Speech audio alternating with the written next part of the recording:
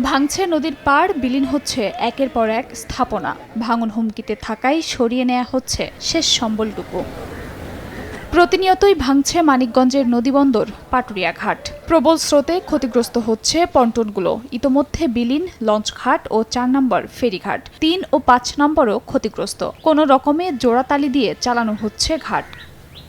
শিবালয় উপজেলার পদ্মার বাম তীরের তেঘুরি, বড়রিয়া, নয়াকান্দি এলাকার বাড়িঘর হারিয়ে মানবেতর জীবনযাপন করছেন নদীর তীরবর্তী বাসিন্দারা। এখানে প্রচুর পরিমাণ ভাঙতেছে, রোজ ভাঙতেছে। এভাবে ভাঙতে আমরা থাকতে পারবো না এবং পাটুরিয়া ঘাটে মনে কোনো বাড়িঘরই থাকবে না, সব বিলীন হয়ে যাবে। এখন আমরা দেশে হারিয়ে গেছে, এখন আতঙ্কে আমরা ভয়ে আছি কখন যে আমার বাড়িতে যায়।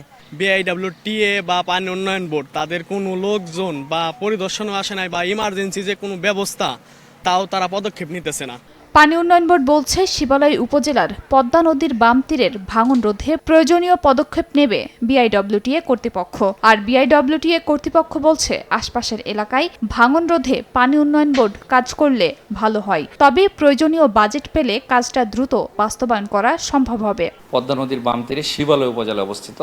সেই 2 কিলোমিটার অংশটুকু পানি উন্নয়ন বোর্ড কর্তৃক পরিচালনা রক্ষণাবেক্ষণ হয়ে থাকে না, সেটা বিআইডব্লিউটিএ কর্তৃক পরিচালনা রক্ষণাবেক্ষণ হয়ে থাকে। ইতিমধ্যে আমরা কয়েকবার ওনাদের সাথে যোগাযোগ করেছি, কারিগরি সহযোগিতা প্রদানের জন্য আমরা সার্বক্ষণিক প্রস্তুত আছি।